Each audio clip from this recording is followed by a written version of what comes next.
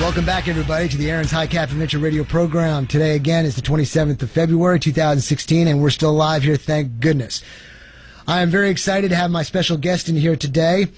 It is Tony Williams from Kustom K9 Dog Training, and I said Harker Heights. He's from Nolanville, but he covers such a large area. That's probably why I screwed it up, right? Good cover, right? Okay. Now, Tony, I don't have a bio on you. I always like to introduce people. I know there was something on your website, but why don't you do this? First of all, thank you for coming on the show. And why don't you say hi to the audience and give us an idea of who you are, your background, and briefly so we can get into some of these questions. Because everybody you know me for a while.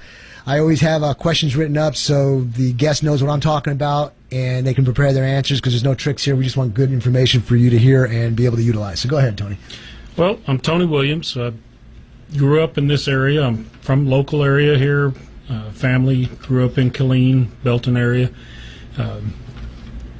When I turned about 21, I went into the Air Force. I spent 20 years in the Air Force, retired from there, and I've been training dogs and horses. When I was about 8 years old, my dad said, if you want the dog, you got to train it. You got to train it? And that's where I started. Well, did you do that in the Air Force?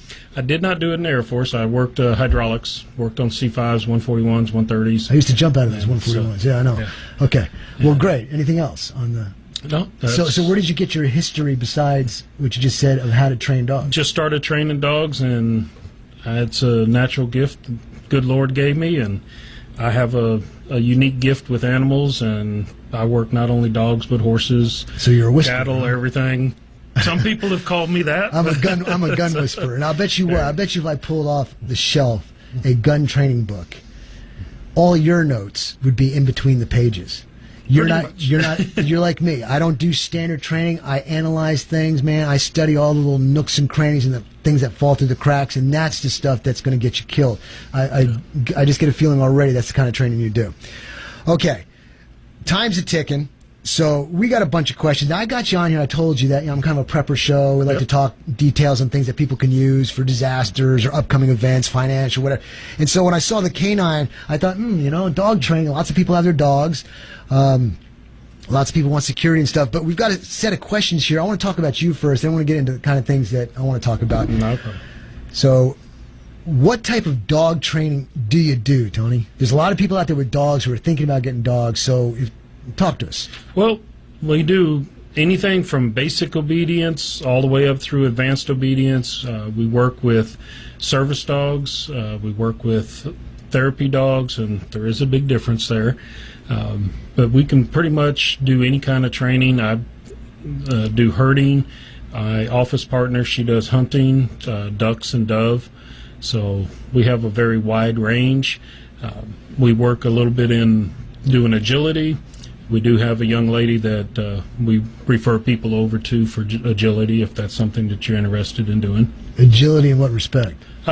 With dogs, they do agility competitions. It's getting dogs to go through tunnels, over walls. I wasn't sure if you were applying it to somebody who has a physical disability and that helps stabilize them and things like that. When you said agility, I wasn't sure. No, it's a competition for dogs. Very good. It's very good. You've got here, is there any breed restrictions, and if so, why? We don't have any breed restrictions as far as training goes. We get a lot of people come in and they ask us, well, I've got a pit or something like that. We don't have a restriction. Now, certain cities in the local area do have restrictions on breeds. So certain cities, depending on where you're at, you'd have to find out from them. Some of them don't allow Rottweilers. Some of them don't allow pit bulls. That's in a whole city, or are you just saying like that's within the city limits? Wow, I didn't know that. Now we can train them, but if you live in that particular city, you have to kind of go by their rules and regulations there. Do you have I don't know if this is on here or not, but do you have a specific dog that you think, man, these dogs are just beautiful to train, just perfect dogs to train with? I'm partial to Rottweilers and Border Collies. I raise Border Collies. They're very smart. Sometimes they're a little too smart for their own good.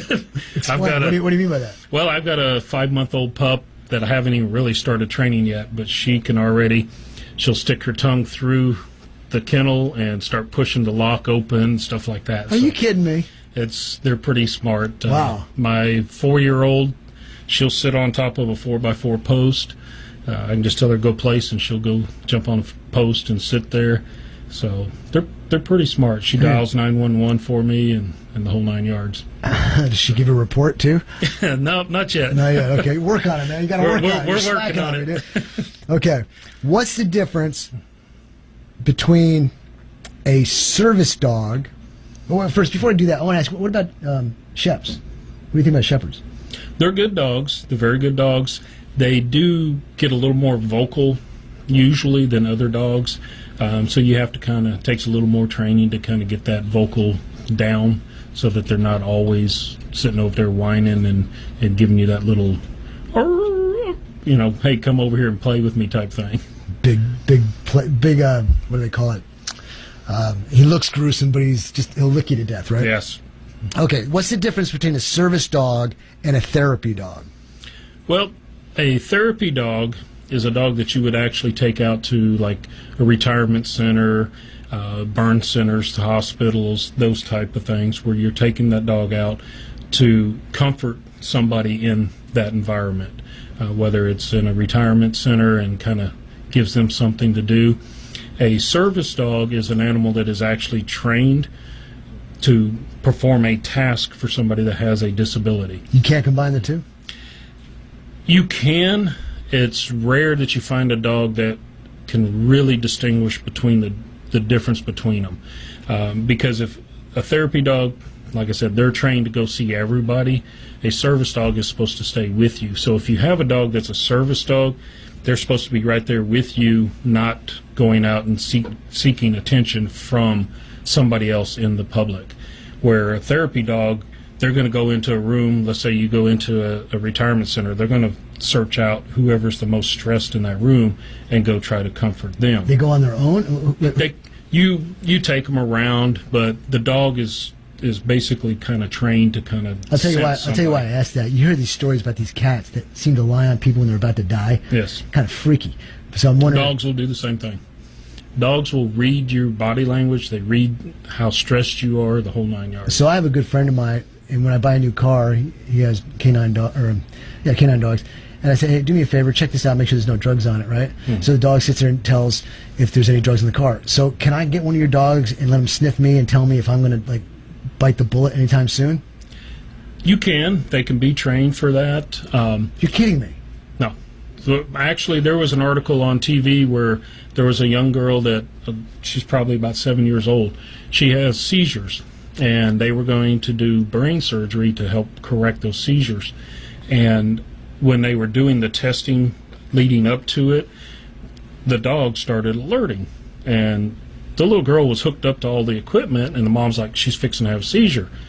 And the nurses and doctors are like, no, they're not. There's nothing on Monitors are okay. Yeah, she's good. And she goes, no, I'm telling you, she's fixing to have a seizure.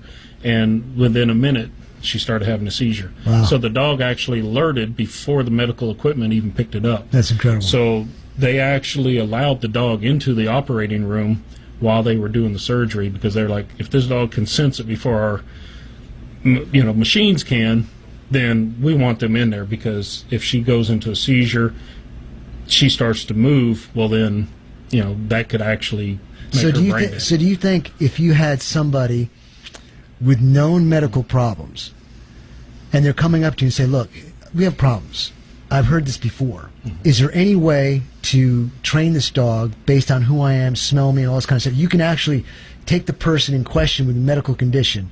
I'm not holding you to anything here. I'm just asking if this is potentially possible. If they are trained correctly, you can have a dog that will come up. It's training a dog to go off a scent. You can take cancer cells, and you get them from a hospital. They can take those cancer cells. You train the dog to sense that. It's just like drug dogs. Yeah. You train them to sniff out certain drugs. That's incredible. You train them to sniff out certain gunpowder, explosives, that type of stuff. I don't want to burn up the time here, so I want to make sure we get this in. You're at the Expo Center today. Tell us about what's going on there, where your booth is, how people can come to see you and contact you. We'll do it again at the end of the program, but right now, so I don't burn up any time. No problem. We're over at the Bell County Expo Center. It's off of Loop 121 and I-35 area. We're over in the Exposition Hall. We're in booth E29 and E30. And it's just the Temple Area Builders Association. So there's all sorts of. We have people out there with tractors, and we've got furniture, homemade foods, and just different things. Just different local builders and businesses.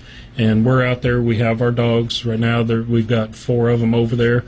I have my little 5-month-old pup there. I've got my 4-year-old border collie there. And we're doing demonstrations with them, showing you how the dogs actually work in a crowd. And we're talking, there's all right, so ladies and gentlemen, you're listening to Tony Williams now from Kustom K9s out of Nolanville.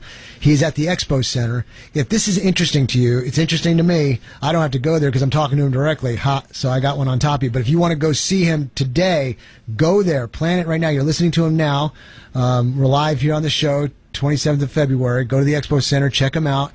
He's got it's pretty cool. So if you have a dog or thinking about getting a dog, if you want to train the dog or something like that, go check him out at the Expo Center to see him personally. But now, let's move. First of all, website. What's the website they can go to? We have www.kustomk9, and that's spelled with a K. It's KUSTOMK9.org. That's our website. We also have Kustom K9 Facebook page. Okay, well, we'll do this again before the end of the show, but I wanted to get it out there just to make sure. All right, let's go back to this here. How old should a dog be to start training? Well, we actually will do a free evaluation. You come in, we'll set up an appointment. You come in, takes about 45 minutes to an hour, and we're going to find out what your goals, expectations are for your dog, and we're also going to work with your dog. That'll allow us to kind of see how mature your dog is. Some dogs, my border collie, for example, at 4 months old, she was very mature. She took to the training very well. I got her started. My pup that I have right now that's 5 months old, she just now kind of getting that maturity level to really understand what we're wanting. So every dog is a little different, and that's one reason we do the evaluation, so we can kind of get a feel for the dog, see how they take to the training. Now, should I have asked you this first? Can any dog, or what requirements do you have for the therapy dog? Well, for like therapy dogs and service dogs, they need to be a very mild-mannered dog, no aggression, that type of thing. We can help you find a dog if that's something that you're looking for. When we do service dogs, we require you to have a letter from your doctor. By federal and state laws, you do need to have a disability, and the dog has to be trained to perform a task for that disability. Understood. Therapy dogs, we can help you find some dogs, stuff like that. There's a lot of shelters in the area that have some good dogs in them. I'm gonna, before the show's up, I want to ask you some questions on the dog that I want to. I've had dogs, but I've got a special requirements that I'm wondering if it's possible. So I want to ask you that at the end of the show. What requirements do you have for dogs before starting training? Did we mention that? Well, no. Really, there's no special requirements. It depends, like I said, if you're wanting a service work, that type of thing. Doing service dogs, we do require the letter from the doctor that would say what your disability is and what task that dog needs to be trained for. Just for basic obedience and so forth, we just do an evaluation to kind of see if the dog is actually ready for that type of training. Okay. And on your website, you list Pet Tech course. Can you explain what that is, please? Well, the Pet Tech, that is a first aid and CPR course for dogs. We actually offer that course. It's $150 for the course. It's about a 5-hour course. You come in, we actually teach you how to perform CPR on your dogs, that type of thing. If they're choking, we show you how to clear their airways. Just same thing as for a human. You have the right spots, right? Yeah, and they do it a little bit different than you would on a human. And that's what we actually do. We can teach you how to save your dog. Very good. Okay, now this interested me when I saw this on the website. I had a misinterpretation of what it was, and you clarified that, but let's tell the people. I'm going to ask you, you talk about distraction training. Explain that. Distraction training for a dog. Well, a lot of people go, oh, my dog is trained. They do anything I ask them to do. Well, that's at their house. That's where the dog lives. There's no distractions there. But the minute you bring them out into a crowd or outside, now you got the squirrels running down the street. You got the kids playing with the ball across the street. Maybe somebody with a walker with a wheelchair, or if you're going into public, some of the stores around are actually dog friendly. They've never been around shopping carts and so forth. So we do a lot of that distraction training so that it becomes just second nature to them, and they hear the noises or they see it, and it's nothing. It's just like, oh yeah, I've been around this all my life, you know. All right, this is a weird question. Do you have any training for dogs to teach them not to put their muzzle in the crotch of you? You can. Yeah, that's one of my pet peeves. No pun intended. The person's dog come run up to you and bam, right in the crotch. Like, come on, get your dog. I understand that, but you also have to stop and think about that's how dogs communicate. Yeah, they're not going to communicate like that. And yes, but you have to understand where they're coming from, why they do it, and that's what we do. Is we have a very extensive knowledge of animal behavior, and that gives us a heads up on how to train that out of a dog, that type of thing. Okay, so it's definitely a way to do that. Yes. Okay. In the local area, there are lots of hunters. Do you train any hunting dogs? Yes, we do. My office partner, she actually does duck hunting and dove hunting, and so we've got all the dummy launchers and so forth, so we can. I was on a paid trip down south to do some duck hunting, and our guide had the dog. It did not take your course. It would go and go and go and not come back. It's just like, oh. Well, that's one of the things that anytime you start looking at doing any kind of specialized training, you need to have that basic obedience. It's just like when you build a house. You don't go out and build it on sand. You got to have a good, strong foundation. Right. And if the dog doesn't have that strong foundation, you're going to get that dog that's like, oh, there's the squirrel, and there they go, and you can't call them back until the squirrel hides from them somewhere. So when we do like, and then the dog doesn't want to come back because it knows it's going to get a major beating, right? And that can happen. But what we do is we actually train the dog that it doesn't matter what's going on. I live out in the country. I have deer coming through there. My dog will try to herd the deer. And she can be full-blown run towards the deer, and I can just sit, and she'll stop and sit, and then I can call her right back. So to be able to stop a dog like that and call them back. Dog training is something like shooting a gun. It's very perishable skills. Is that correct?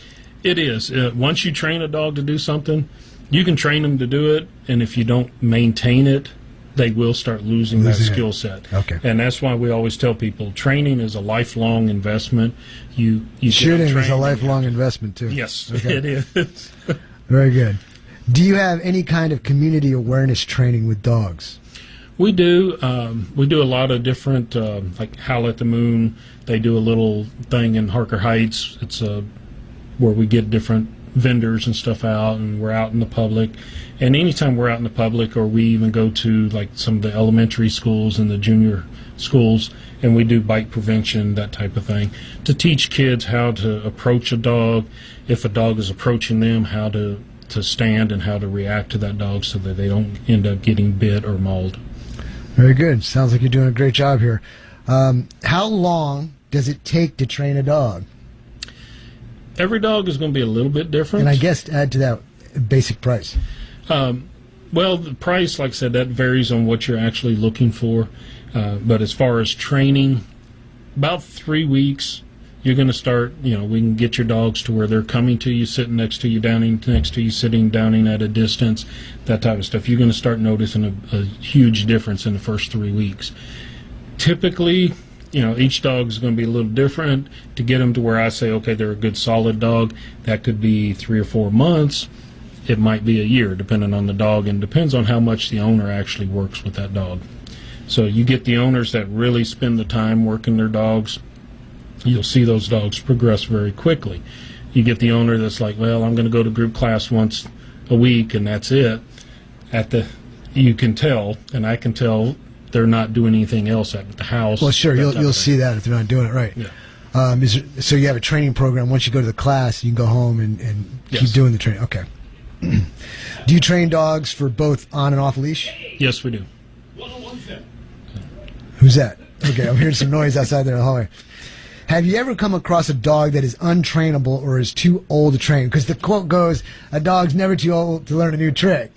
And they're not. I've actually had a lady who brought me a 13-year-old German Short-haired Pointer.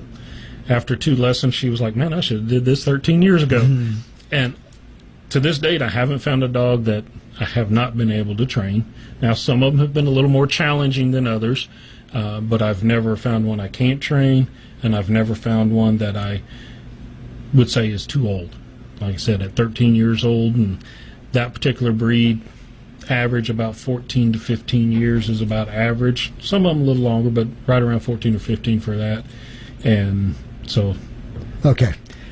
Now, Tony, I'm going to ask you a couple of specific questions. I'm going to ask you this first question for me because I want to make sure it gets in. I'm a very tactical type of person, okay? I never like to give my position away, but I definitely want security. Now, you know how you have these little electronic devices for your door? If somebody touches the door, they go off. Well, it's a dead giveaway that somebody's there. I'm thinking, I used to have a Doberman Pinscher. Love my dog to death, okay? Gone. But I'm thinking if I ever do get another dog, I want a little tiny portable dog. And I'm not being funny here. But I want it to be able to alert me that something's going on without the bark, so that I know what's going on without the person outside knowing I know what's going on. But I also want to be able to say, I want you to make noise now, just for whatever reason. Can you get signals going? Can the dog roam the house and say, psst, hey? Yeah, you can.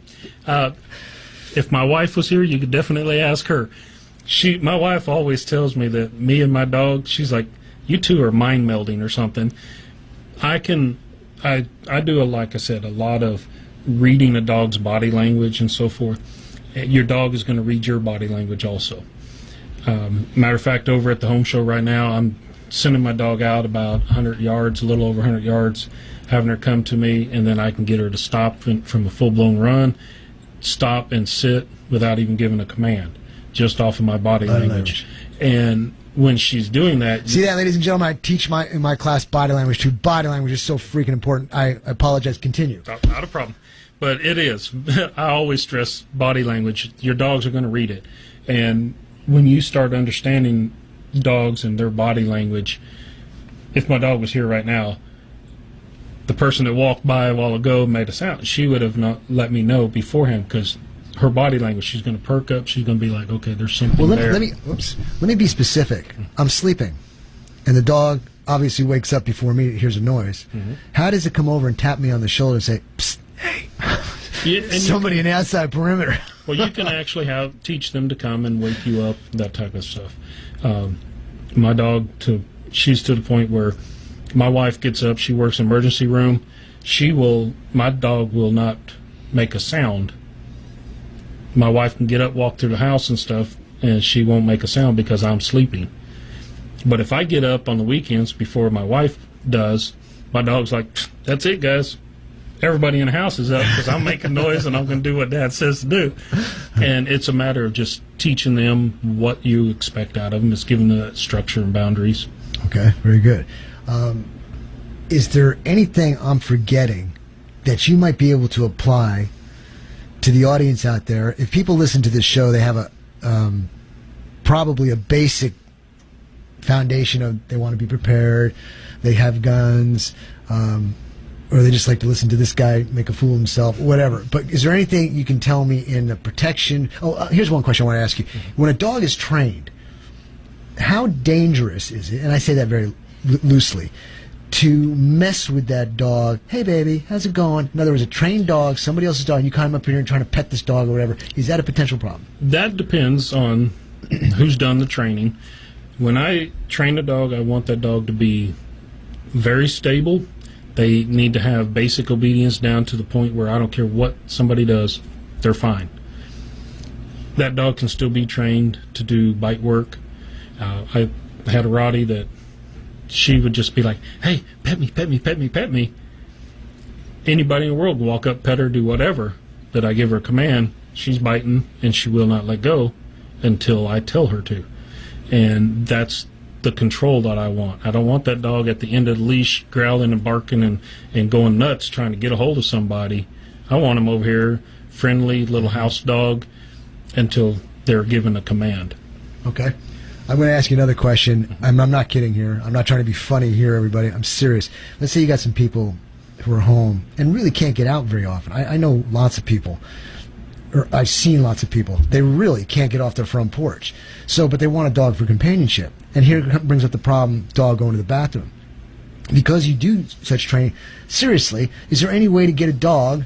I've seen pictures of cats using the commode. Can you get a dog to use a commode, use to flush it, all that kind of stuff? Can you do that? You can. It's going to take a lot of training to do it, but you can. My dog, I've got what they call a potty bell that hangs off the back doorknob, and when she's got to go bathroom, she'll go over and ring the bell to let me know she needs outside. Well, that helps out a lot. So you can actually train them to potty in a toilet, that type of thing. Okay. It's just, I haven't found anybody that wants that, but it can be trained. All right, I'm down to a minute and a half here. Listen, all you guys and gals out there who like my concept of the little alarm dog, the way it taps you on the shoulder and goes, psst, okay, and anybody else with a dog who wants training or whatever, this guy seems to know what he's doing. I can tell he's got that whisper effect to him, okay? He's almost putting me in a trance. So it's really good. So with that, Tony, before we get off this air, tell us again how people can contact you, phone number, website, and that you're at the expo today. We got 1 minute. Why don't you hit me with about 30 seconds? Okay.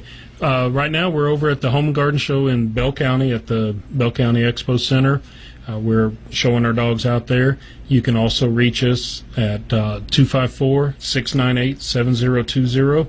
That's a direct line to our shop over in Nolanville. And then we also have a website. It's www.kustomk9.org. And that's with a Kustom K9. Fantastic. Ladies and gentlemen, I enjoyed talking to Tony. Tony, thank you for coming on. I appreciate the spontaneous type of reaction here. Ladies and gentlemen, it's been a pleasure. I always look forward to talking to y'all. Until next week, don't forget to go to my website, aaronsgunshop.com, if you want the CHL. And until next week, keep your powder dry and God bless.